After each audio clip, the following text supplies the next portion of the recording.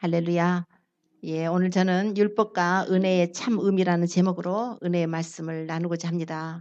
오늘 본문 말씀에 보면은 예수님께서 이제 성전에 들어가셔서 백성을 가르치고 계셨을 때 일어난 사건입니다. 주님께서 성전에서 사람들에게 하나님의 말씀을 가르치고 계셨는데 바리새인과 서기관들이 한 여자를 끌고 성전으로 시끌시끌하게 지금 들어옵니다. 선생님, 이 여자가 간음하고 있는데 우리가 현장에서 잡았습니다. 모세 율법에 의하면은 이런 여자는 돌로 쳐서 죽이라고 그랬는데 선생님 어떻게 하시겠습니까? 우리 예수님께서 얼마나 참 마음이 답답하셨겠습니까?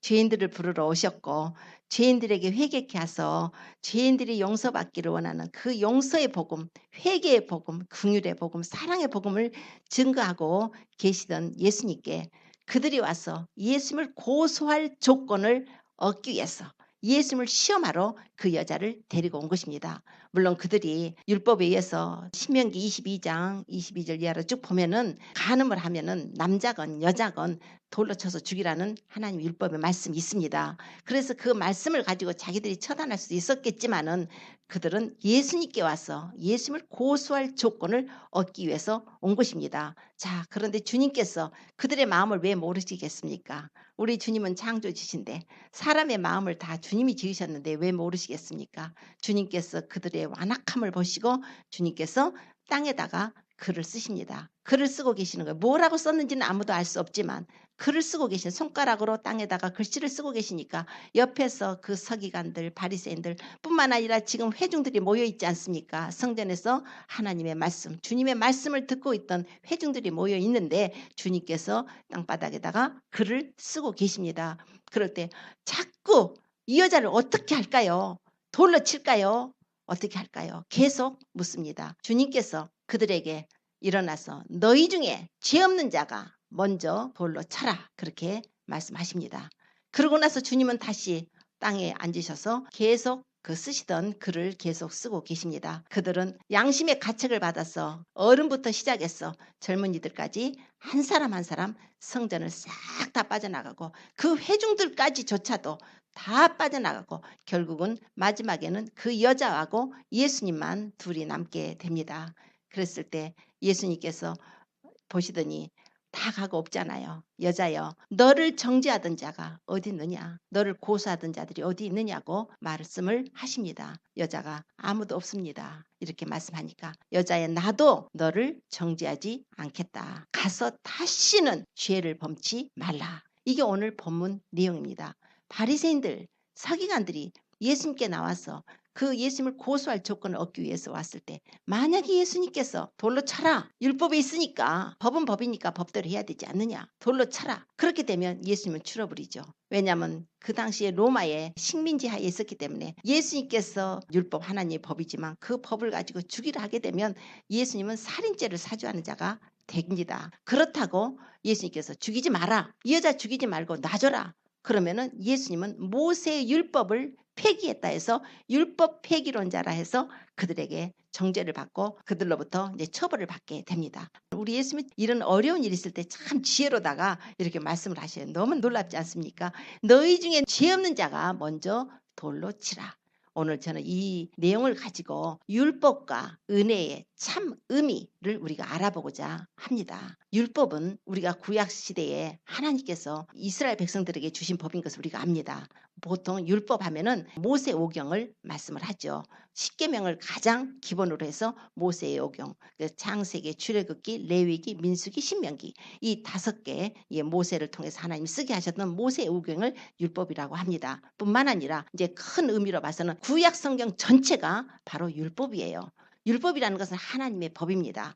그래서 구약시대에는 하나님께서 이 법을 지켜라. 하나님께서 이스라엘 백성들과 신의 산 언약을 맺으실 때 그들에게 율법을 주셨습니다. 이 율법은 이제 성전과 제사 그리고 어떤 그 절기의식 같은 거 그리고 민사법, 형사법 이런 그 사람들이 살아야 되는 사회법도 있지만 첫째는 하나님의 성전, 제사, 절기 이런 하나님과의 관계법이 이곳에 있습니다. 그래서 그 백성들에게 하나님께서 율법을 주시면서 너희가 이 율법을 지켜 행하라. 만약에 이 율법을 지켜 실행하지 않으면은 너희는 저주를 받을 것이라고 말씀하셨어요. 그러니까 율법을 지키는 것은 반드시 지켜야 되지만 못 지키면 저주를 받아요. 그래서 신명기 27장 26절 쭉 가보면 이제 율법에 대해서 이제 계속 그 장에서부터 나오지만 계속 너희들이 율법을 못 지켰을 때는 저주를 받을 것이요, 저주를 받을 것이요. 그렇게 계속적으로 이제 말씀이 나오고 있습니다. 그래서 그 장에 뭐라고 하냐면 너희가 이 하나님의 율법의 말씀을 실행하지 않으면 너희들이 저주를 받을 것이라. 모든 백성들은 아멘할지어다. 아멘 하라는 거예요. 그 전에 또 주님께서 말씀을 하실 때 너희들 그리심산으로 또 에발산으로 두 백성을 너희들이 가나안 땅을 들어가거든 반쪽은 6지파는 그리심산으로 가고 6지파는 에발산으로 가라. 그리심산으로 가서는 너희들이 가서 축복을 선포해라. 그런데 에발산으로 가서는 너희들은 저주를 선포하라는 거예요. 그게 뭐냐면 너희들이 만약에 하나님의 법을 떠나서 우상을 숭배하면 저주를 받을 것이요. 그러면 백성들은 아멘이라 할 것이요. 아멘을 해야 돼요. 너희들이 만약 너희 부모를 경홀하게 여기느냐? 그런 자는 저주를 받을 것이요. 그러니까 부모를 공경하지 않는 자는 저주를 받을 것이요. 그런 백성들은 아멘 해야 합니다. 아멘 했어요. 하나님과 언약책이 된 거예요. 하나님이 법을 주셨는데 그 하나님의 법, 우리는 십계명부터 시작해서 구약의 모든 법들을 확대 해석해서 구약 성경에 나와 있는 그 613개의 법이 있다고 합니다. 그래서 613개의 법을 다 그중에 한 개라도 못 지키면은 저주를 받을 것이요 했는데 백성들이 아멘을 했단 말입니다. 아멘이라는 것은 어그리먼이에요. 동의한 것입니다. 그렇지 않습니까? 너 이거 못 지키면 너 저주받아? 그러겠습니다. 한 거예요. 그러겠다고 아멘을 한 거예요. 이스라엘 백성들이. 근데 그 법을 지킬 수가 없는 것이 연약한 인생들이기 때문에 그 법을 다 지킬 수가 없으니까 별의별 꾀를 다 내가지고 그 법을 어떻게 하면은 쉽게 지킬까. 그러니까 마음은 할은 떠나버리고 이제 겉으로 형식적이고 외식적인 종교생활만 하게 된 것입니다. 이제 그래서 구약시대에 율법을 못 지키게 되고 하다 보니까 하나님으로부터 이제 떨어지게 되고 징계를 받게 되고 우상숭배에 그들은 떨어지게 되고 아주 온갖 죄악 가운데 하나님의 심판을 받게 되는 것이 이제 성경에 이렇게 기록이 되어 있습니다. 자, 그러면 오늘날 우리는 지금 어떤 시대에 사느냐면 은혜 시대에 삽니다. 우리가 은혜 시대에 산다는 것은 다 아실 것입니다. 우리는 예수 그리스도께서 오셔서 십자가에서 우리 죄인들을 위해서 고난받으시고 피 흘리고 죽으시고 무덤에 들어가셨다. 3일 만에 부활하심으로 우리 예수를 믿음으로 구원받는 은혜의 복음을 하나님이 주셨습니다. 그래서 우리 신약 성도들은 지금 은혜 시대에 살고 있어요. 자, 그런데 이제 여기서부터 조금 프로브럼이 좀 생기더라고요. 우리 신약 성도들과 구약 성도들하고는 전혀 다르다. 구약 시대에는 율법을 지켜서 구원을 받았던 때고 지금 신약 시대는 믿음을 가지고 우리가 구원을 받는 때니까 구약의 율법은 나하고는 관계가 없다. 나하고는 관계가 없다는 거예요. 그렇습니까? 구약의 율법이 관계가 없습니까? 율법은 하나님의 말씀입니다. 율법은 하나님의 법도요, 규례입니다. 그런데 지금 우리가 살고 있는 이 시대에 복음주의 교회에서는 지금 구약의 율법과 우리의 신약의 믿는 믿음과는 은혜의 복음과는 전혀 상관이 없기 때문에 구약의 율법을 지금 지켜라 그러면 율법주의자 이렇게 하고서 오히려 정죄를 한단 말입니다. 그리고 우리는 믿음으로만 구원을 받으니까 우리는 믿음으로 가는 너무나 자유로운 믿음 얼마나 좋아요. 그냥 예수님 믿음으로 구원받는 그걸로 생각을 합니다. 자, 그런데 우리가 율법과 은혜의 참 의미를 알게 되면 우리가 참 진정으로 하나님이 기뻐하시는 우리가 신앙생활을 하게 될 것입니다. 지금 율법은 아무 상관이 없고 율법은 구약시대 사람들 것이니까 나하고는 관계가 없고 나는 그저 예수님이 십자가에 죽으셨으니까 나는 예수님 앞에 나가서 내 죄만 회개하고 내가 그냥 예수님 믿음으로 나는 구원받으니까 그것으로 할렐루야 끝이다. 이렇게 하고 살면은 그것은 잘못된 반쪽 신앙을 가지게 됩니다. 하나님께서 이스라엘 백성들에게 율법을 주셨는데 그런데 이스라엘 백성들에게 율법을 주시기 430년 전으로 우리가 거슬러 가보면요. 이스라엘 민족들의 조상이 또 있습니다. 아브라함이죠. 그 이스라엘 민족들은 아브라함이 혈통적인 조상이지 않습니까? 그런데 하나님께서 아브라함에게 먼저 복음을 전하셨습니다. 하나님께서 이스라엘 백성들이 아브라함의 후손으로 430년 후에 율법을 주셨다고 성경 기록을 하고 있는데 율법 주시기 430년 전에 하나님께서는 먼저 아브라함에게 복음을 전하신 것이에요. 우리가 믿는 예수 그리스도의 복음을 전하신 것입니다. 하나님께서 아브라함에게 복음을 전하셨는데 갈라디아서 3장 6절 이하로 쭉 가서 보면은 아브라함이 하나님을 믿음으로 하나님의 그 믿음을 의로 정하셨다는 것입니다. 의로 간주하신 것이에요. 아브라함이 하나님을 믿었더니 이 믿음을 의롭다고 해주신 것이에요. 그래서 믿음으로 말미암은 자들은 아브라함의 아들인 줄 알죠다. 우리가 믿음이 있습니까? 그러면 뭐예요? 누굽니까 우리가? 아브라함의 아들이라는 거예요. 하나님께서 아브라함에게 언약을 주셨을 때 네 씨로 말미암아서 만민이 복을 받을 것이라고 그랬어요. 아브라함은 복의 근원이 될 거라고 그러셨습니다. 그렇게 말씀하신 것은 하나님께서는 아브라함에게 먼저 믿음을 전하셔서 그 믿음으로 말미암아 의를 얻는 은혜로다가 구원을 받는 그 복음을 아브라함에게 먼저 전하셔서 아브라함이 가장 믿음의 조상이 되게 하시고 우리도 예수 그리스도를 믿음으로 구원받는 하나님의 자녀들이 아브라함의 아들이 되게 하신 거예요. 혈통적으로 아브라함의 아들이 아니고 영적으로 믿음 안에서 예수 믿는 믿음 안에서 아브라함의 아들이 되었다는 것입니다. 그런데 아브라함에게 하나님께서 이제 갈라디아서 3장 6절 이하로 쭉 가보면은 하나님께서 이방인들에게 복음으로 말미암아서 믿음으로 말미암아 구원 얻을 것을 의롭다 여김을 얻을 것을 성경이 미리 알고 아브라함에게 복음을 전했다는 거예요. 하나님께서 아브라함에게 복음을 미리 전하게 하셔서 그래서 우리가 예수 그리스도를 믿고 믿음으로 말미암은 자들은 아브라함과 함께 복을 받을 자라고 말씀을 합니다. 자, 우리가 예수님을 믿었습니까? 예수님이 구주십니까? 우리가 그 믿음으로 우리는 구원을 받았는데 또 한편으로는 아브라함의 아들이며 아브라함과 함께 복을 받는 그 영적 유산의 복을 받는 그 은혜를 우리가 들어갔다고 성경에 말씀을 합니다. 그러면 하나님께서 왜 그러면 이스라엘 백성들에게 율법을 주셨는가?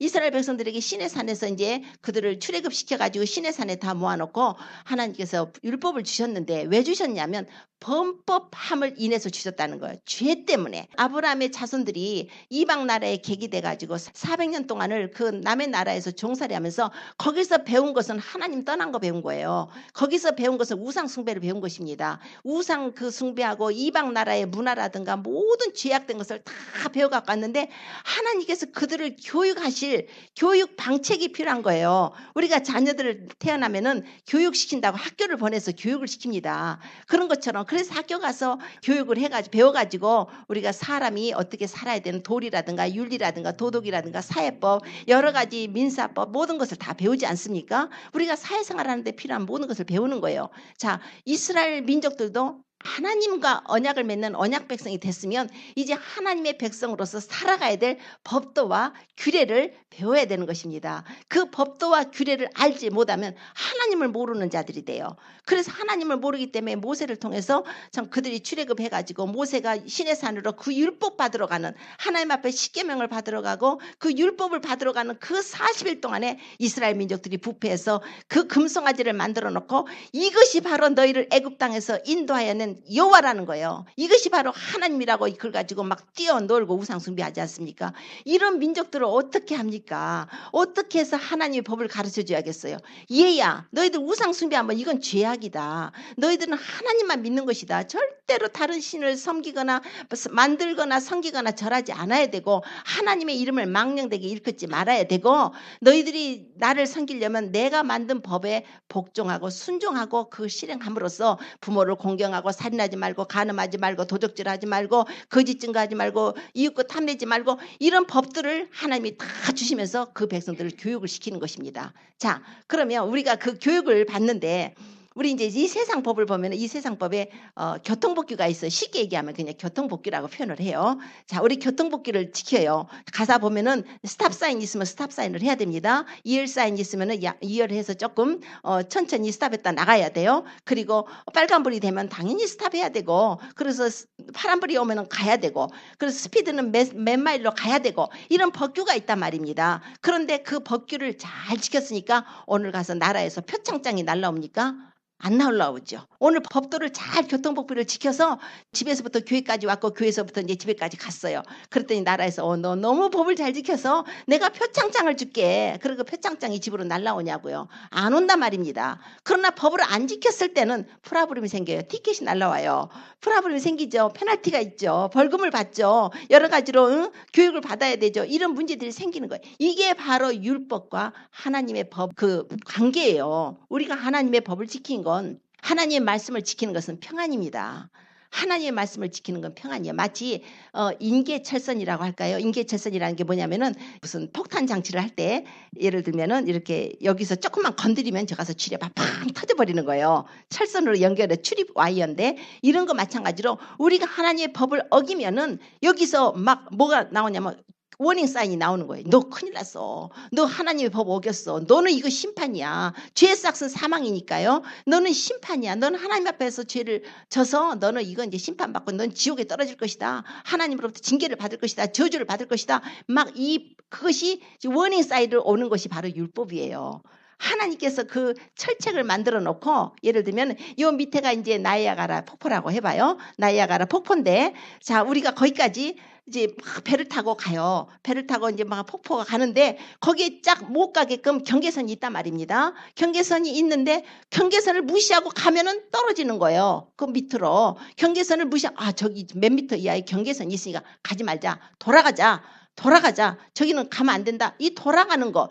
그래서 그 자기가 위험해서 건져서 돌아가는 거. 이게 바로 율법의 역할이에요. 오늘 보니까 그 바리새인과 제사장들이 여자를 데리고 뭐를 하러 왔냐면은 율법의 정죄를 한 것입니다. 율법이라는 법은 하나님의 법이고 하나님의 심판을 알려주는 법이고 또 하나님의 성품이 그 속에 들어있어요. 하나님께서 공의의 하나님이라는 거예요. 공의의 하나님은 죄인을 심판하시고 불의를 심판하시고 죄악을 참아보지 못하시는 하나님의 그 성품이 그 속에 들어있어요. 그 성품을 우리에게 알려주시는 것입니다. 하나님께서는 네 부모를 공경하라 그랬는데 네 부모를 공경을 안 해요. 근데 하나님은 공경을 하기를 원하시는 성품이라는 거예요. 너희들 거짓말하지 마라. 그럼 하나님은 거짓말하는 걸 싫어하셔요. 하나님은 거짓말을 안 하시기 때문에 하나님께서는 우리가 하나님을 공경해야 돼요. 하나님을 경외해야 되는데 우리가 하나님을 경외하지 않는 것은 하나님 기뻐하는 일이 아니라는 것입니다. 그러니까 이런 식으로 하나님께서 그 법을 주셔서 우리가 하나님을 알려주시는 거예요.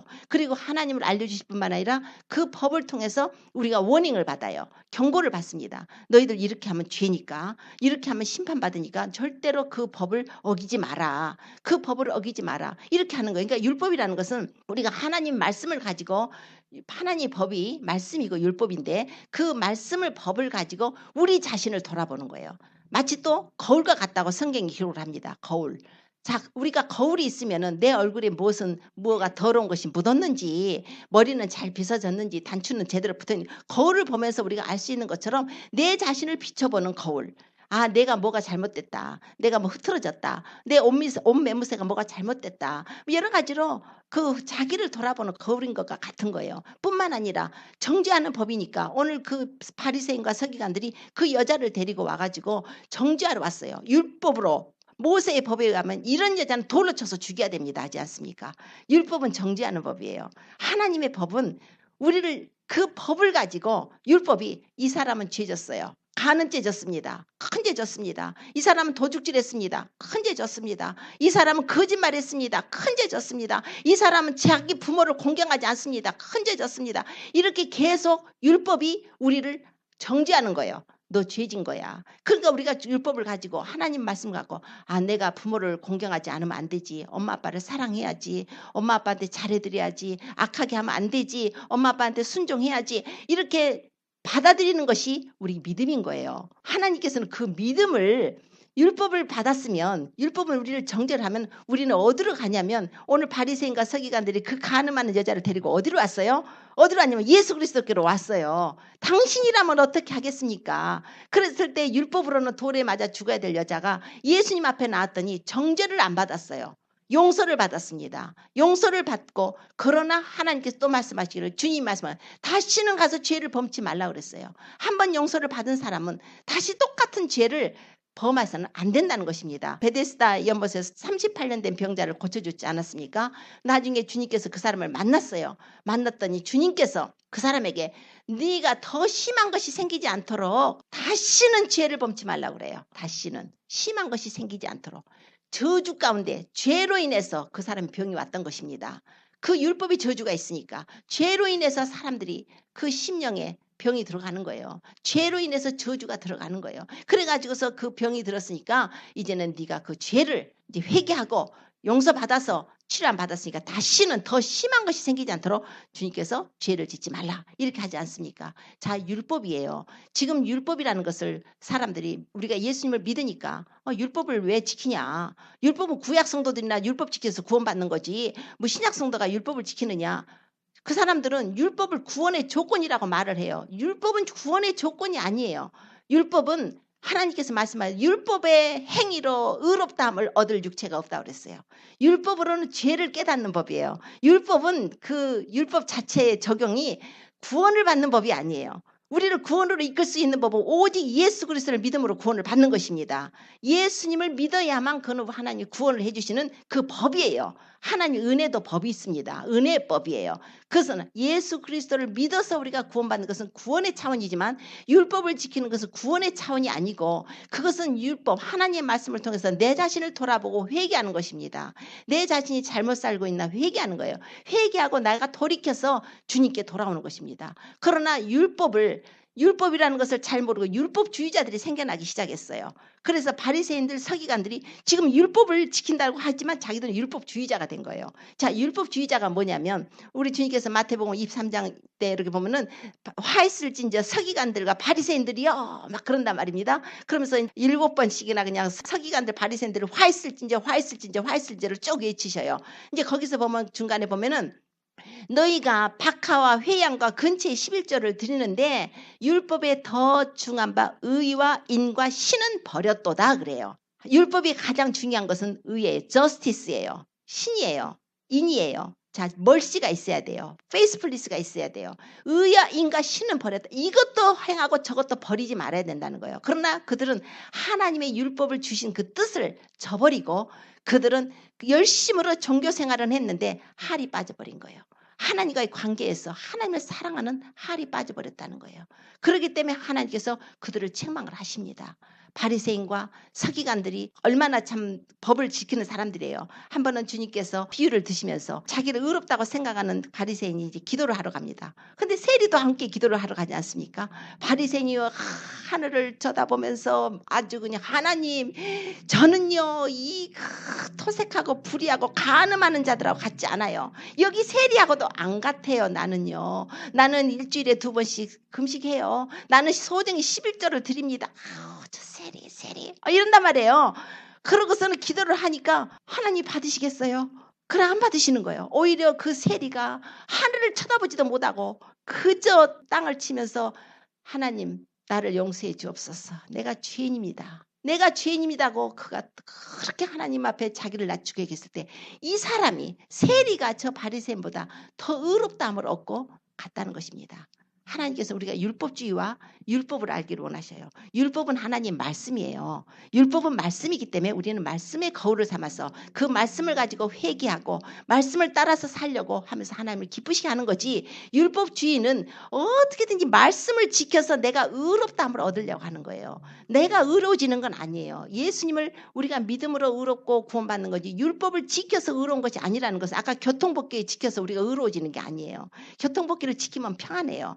교통법규를 안 지키면 프라브름이라니까요. 마찬가지로 율법을 안 지키면 저주 가운데 들어가지만 우리가 율법을 지킬 수 있는 그만한 능력이 없어요.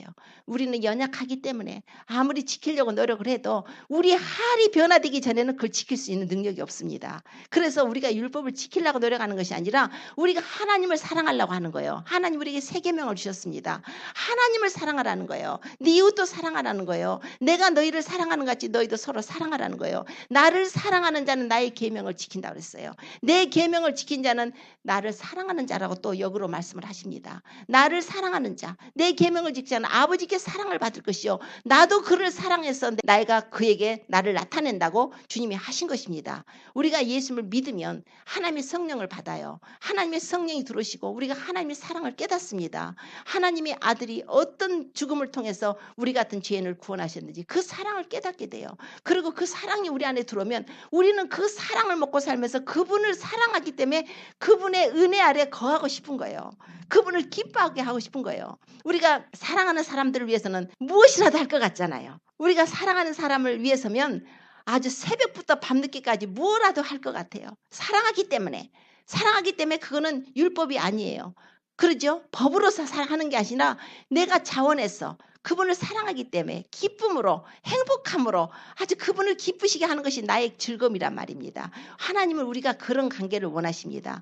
그런 관계를 원하시는데 우리가 그래도 자녀가 사랑해도 자녀를 사랑해도 우리가 교육은 시키는 것처럼 자녀가 우리가 하나님과의 사랑의 관계를 가졌어도 우리가 반드시 하나님이 무엇을 싫어하시는가 하나님이 무엇을 좋아하시는가를 우리가 알려면 그분의 말씀을 알아야 되는 것입니다. 하나님은 이런 걸 좋아하시더라. 하나님은 나와 함께 하기를 원하시고 우리 기도받는 걸 기뻐하시고 우리가 믿음으로 사는 걸 기뻐하시고 하나님을 사랑하는 거 이웃에게 선을 행하고 착하게 살고 진실하게 살고 죄를 멀리하고 세상을 멀리하고 하나님만을 높이고 경외하고 사는 것을 하나님이 기뻐하시는구나. 우리가 그 법을 아는 것입니다. 우리가 그 법을 알고 살아가는 거예요. 누가 보면 7장에 보면은 이 바리새인 시몬이라는 사람과 옥합을게 마리아의 이야기가 나옵니다.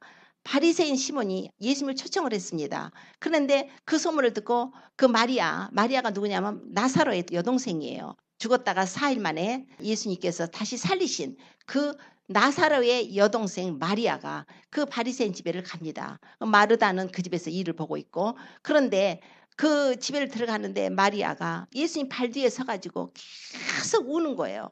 계속 우니까 그냥 눈물이 두두두두 그 예수님 발에 떨어집니다. 그러더니 무릎을 꿇고 자기 머리카락을 풀어서 예수님 발을 닦아요. 그러더니 거기다 발에다가 입을 맞춰요. 계속 입을 맞추고 주님이 걸어가시는 동안에도 계속 그 여자는 뒤에서 기어가면서 예수님 끝까지 그 좌석에 앉을 때까지 그렇게 가서 향유 담은 옥합을 깨서 향유를 붓고 입을 맞추고 예수님 머리에다 붓고 그래요. 그랬더니 그 집주인 바리새인 그 시몬이 하는 말이 이 사람은 선지자라는데 이 여자가 어떤 죄인인지 모르나? 왜 저 여자가 자기한테 저렇게 하게 놔두지? 이제 이랬단 말입니다. 그랬을 때 예수님께서 묻죠. 시몬아 내가 네게 이럴 말이 있다. 어떤 사람이 빚 주는 사람이 한 사람은 500데나리온 빚을 졌고 한 사람은 50데나리온 빚 졌는데 둘 다 빚을 갚을 능력이 없어서 둘 다 탕감해줘 버렸다. 그런데 이 두 사람 중에 누가 더 그 탕감해준 주인을 사랑하겠냐. 그랬더니 그럼 많이 빚을 탕감받는 자가 그럼 사랑하죠. 그랬단 말입니다. 시몬아 네가 이 여자 보느냐? 내가 네 집에 들어왔을 때 너는 내게 발 씻은 물을 안 줬어. 이 여자는 눈물로 내 발을 씻었다. 이 여자는 눈물로 씻고 머리칼로 닦았어. 내가 네 집에 들어올 때 너는 내게 환영의 키스를 해야 되는데 그 관습상 너는 내게 입 맞추지 않았지 않냐. 근데 이 여자는 내가 네 집에 들어올 때부터 내 발에 계속 입 맞추기를 그치지 않았다. 내가 네 집에 들어올 때 너는 나를 환영한다는 표시로 감람유라든가 이렇게 좀 뿌려준답니다. 감람유도 내게 머리에 붓지 않았는데 이 여자는 향유를 내 발에 부었다. 그래서 이 여자의 많은 죄가 사여졌다. 그래요. 왜냐하면 저의 사랑함이 많음이라. 많이 사함을 받은 자는 많이 사랑하느니라. 이게 바로 은혜예요. 우리가 예수님을 믿어서 예수 그리스도 말미암아 죄 사먹고 은혜를 받았다면 우리가 믿음의 삶은 바로 옥합을 깬 마리아 같은 그런 믿음의 삶을 원하십니다. 이 여자의 행한 일이 그 복음이 전하는 곳마다 다 전파된다는 거예요. 이 여자는 나의 장사를 위해서 이미 향유를 내게 부었다고 주님이 하십니다. 자, 오늘 이 두 사람 중에 시몬은 사실 문둥병자였습니다. 이제 한센병자죠. 문둥병자로 이렇게 기록이 되어 있습니다. 그런데 그 사람은 정죄했어요. 바리새인이라고 나와 있어요. 바리새인들은 정죄예요. 왜냐하면 율법을 가지고 있기 때문에 율법을 활용을 제대로 못했어요. 율법은 자기 자신이 죄를 깨닫고 자기 자신이 하나님께 우리가 회개하고 나갈 수 있는 법으로 하나님이 주셨는데 그 사람은 율법을 가지고 형제를 비방하고 형제를 판단하고 형제를 정죄한 것입니다. 그게 바리새인의 모형이에요. 마치 문둥병자가 살에 썩어도 이렇게 그걸 못 느낀다고 합니다. 그런 것과 마찬가지로 종교생활에 오랜 동안 타성에 젖은 종교생활만 하다 보니까 이 의례것 자기는 잘 믿고 있고 다른 사람들은 자기의 정죄의 대상이고 비판의 대상이고 판단의 대상인 거예요. 야고보서 4장 11절에 형제들아 피차에 비방하지 마라. 형제를 비방하는 자나 형제를 판단하는 자는 율법을 비방하는 자고 율법을 판단하는 자다. 네가 율법을 판단하고 율법을 비방하면은 너는 율법의 준행자가 아니고 율법의 네가 입법자다. 입법자와 재판자는 오직 한 분이신데 그분은 구원하시기도 하고 살리시기도 하시는 분. 그분은 죽이시기도 하시는 분. 그분만이 우리에게 권한이 있어서 그분은 심판대 앞에 우리를 서게 하실 텐데 너는 누구간데 네가 네 이웃을 판단하느냐 이렇게 말하지 않습니까? 그게 바로 율법주의예요. 율법주의는 판단을 하게 됩니다. 율법주의를 가지고 있으면 우리가 나 자신은 의롭고 율법 가진 사람은 나 자신은 의롭고 다른 사람은 안 의로운 거예요. 그러나 주님은 그런 사람을 원하지 않아요. 마리아의 심령같이 돌아온 탕자가 그 아버지 재산 다 탕진하고 돌아와가지고 올 때 뭐라 그래요? 내가 하늘과 아버지께 죄를 범해서 나는 이제 아버지 아들이라고 일컬음 받지도 못한다 그랬습니다. 아버지 내 용서해 주세요. 나는 아버지의 아들이라고 일컬음 받기도 힘들어요.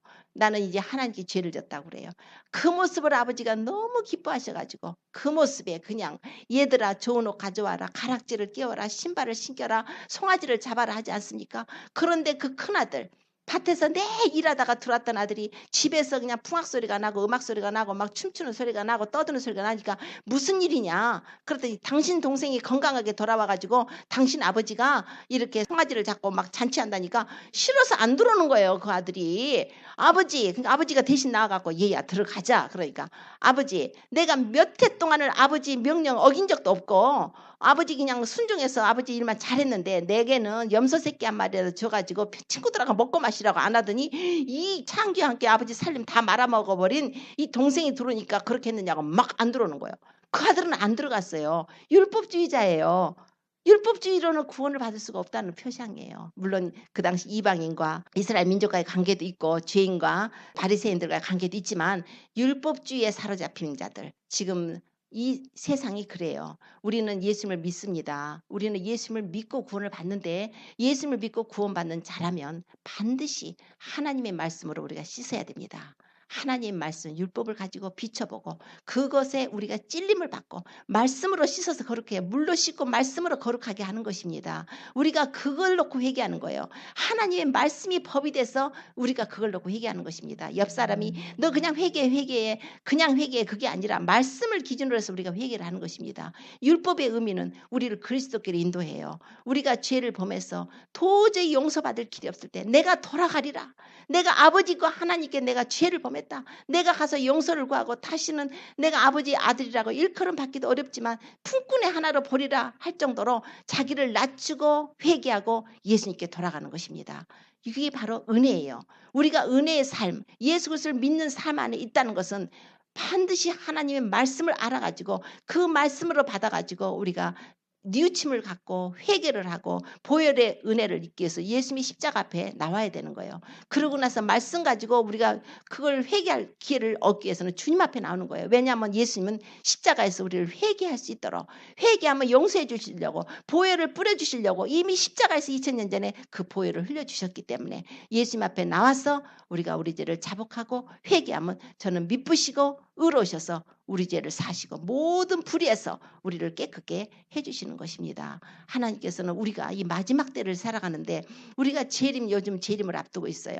주님이 오신다고 지금 자꾸 이렇게 여러 가지 환경으로 여러 가지로 지금 주님이 오시는 발자국 소리를 듣고 있습니다. 그러면 형제들아 우리가 어떻게 살고 우리가 아무리 그냥 주님 오시는 거 안다고 아는 것만이 우리가 준비되는 건 아닙니다. 우리는 반드시 기름등불을 예비해야 돼요. 이제는 회개해야 될 때입니다. 회개를 해야 된다는 것은 주님의 말씀대로 살지 못했고 주님을 사랑하지 못했고 우리가 세상에 짝해서 살았고 이웃을 용서하지 못했고 정죄했고 판단했고 우리가 율법주의자가 돼가지고 얼마나 다른 사람을 비판하고 판단하고 살았는지 모릅니다. 율법주의가 되지 말고 이제는 은혜 아래 사는 자가 돼야 돼요. 옥합을 깬 마리아같이 아버지에게 탕자가 돌아오면서 그 아버지의 은혜를 구하던 것 같이 이제는 마음을 낮춰야 될 때입니다. 우리가 마음을 낮춰야 된다는 것은 이제 서로 화평해야 돼요. 이제는 서로 히브리서 12장 14절에 모든 사람과 더불어 화평함과 거룩함을 조치라. 이것이 없이는 아무도 주를 보지 못하리라 그랬습니다. 아무도 죄를 보지 못하는 것은 화평하지 않을 때, 서로 다른 사람과 다툼이 있고 다른 사람과 원한 관계가 있고 원망하고 불평하고 그런 사람들은 주님의 얼굴을 못 본다는 것입니다. 이제는 서로 용서해야 되고 용서도 받아야 되고, 지금 용서하니까 용서가 하찮은 것 같이 생각하지만 우리 크리스찬들이 많은 사람들이 용서 부분에 가서 많이 막혀 있더라고요. 다 보면은 용서하지 못한 그 구석들이 있어요. 이웃하고 관계 속에서도 다 이렇게 뭐가 얽힌 사람들이 대부분 조금씩 있더라고요. 자, 이제는 용서를 해야 됩니다. 그걸 풀어줘야 됩니다. 가정에서부터 남편도 용서하시고 아내도 용서하시고 자식도 용서하시고 이웃도 용서하시고 이제 용서해야 돼요. 우리가 그분의 은혜 아래 삶을 살려면은 가장 기본이 우리가 우리의 죄를 사해준 같이 우리 하나님께 우리 죄를 사해달라고 기도하라고 주님이 가르쳐준 기도에 말씀하셨습니다. 너희가 다른 사람의 죄를 용서하면 천부께서 용서하시지만 다른 사람의 죄를 용서하지 않으면 너희 천부께서 너희를 용서하지 않으리라. 또한 긍휼을 베풀지 않는 사람, 긍휼을 베풀었는데 긍휼을 베풀지 않는 긍휼 없는 심판이 있을 것이라 그랬습니다. 그러므로 이제는 어떻게 살아야겠습니까? 이제는 우리가 하나님을 믿는데 하나님을 믿는다는 믿음이 앞서가지고 다른 사람 판단하고 정죄하고 비판하지 말고 이제는 우리의 마음에 사랑을 받아야 돼요. 그분의 은혜를 받아야 돼요. 은혜의 삶 속에 들어가야 됩니다.